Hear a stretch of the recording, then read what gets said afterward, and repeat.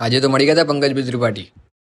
નમસ્તે મિત્રો, જય રામાભાઈ. તો સ્વાગત છે તમારું મારા આજના નવા વ્લોગમાં. તમે વિચારતા હશો ફનીમથી ડાયરેક્ટ સીધો વ્લોગ, પણ આપણા જોડે આજે એક કોન્સેપ્ટ હતો તો આપણે એવું શું એક વ્લોગ બનાવી દઈએ. હવે આજનો કોન્સેપ્ટ એવો, આપણા એક્ટિવાને આપણે લઈ જવાનું ઈશનપુર સર્વિસ કરાવવા, બરાબર?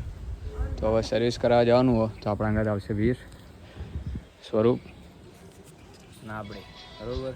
તો આપણે ટેમ્પાવાળાને ફોન કર્યો, તો આવે એની રાહ જોઈએ. તો એક્ટિવા ચડાવતી વખત મળીએ. તો ફાઇનલી ગાઈઝ, હવે આપણો ટેમ્પો આવી ગયો ને આપણો હવે જોઈએ કે તમે એક્ટિવા નવાના અંદર ચડાવી દેવાનું. આપણે બે ભાઈઓ લાગી ગયા તો ચડાવી દઈએ. નહીં, હવે આપણે આપણી એક્ટિવા ચડાવી દીધું, બરાબર?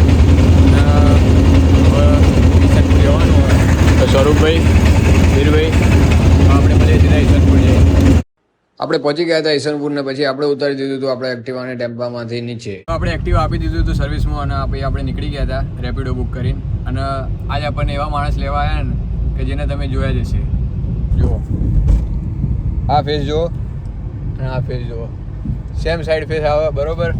તો આ પંકજ ત્રિપાઠી છે અને આ ભાઈ આપણા અમદાવાદના પંકજ ત્રિપાઠી છે.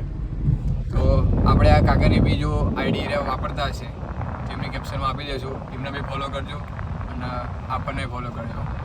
આપણા ભાઈઓ બહાર બેઠા તો આપણે જઈએ ઘેર, મળીએ ઘેર. મિત્રો, આપણે આવીએ હતા ઘેર. સ્વરૂપભાઈ, વીર આવી રહ્યો અને આપણને જે ગાડીમાં આપણે આવ્યા એ કાકા હવે હેડ્યા ઘેર, બરાબર? તો બસ આજનો વ્લોગ આટલા જ રાખીએ. ગમે તો લાઈક કરજો, શેર કરજો અને વ્લોગ બનાવાય કે ના બનાવાય એ કમેન્ટમાં કહી દેજો. જય રામાપીર. જય રામાપીર. જય રામાપીર.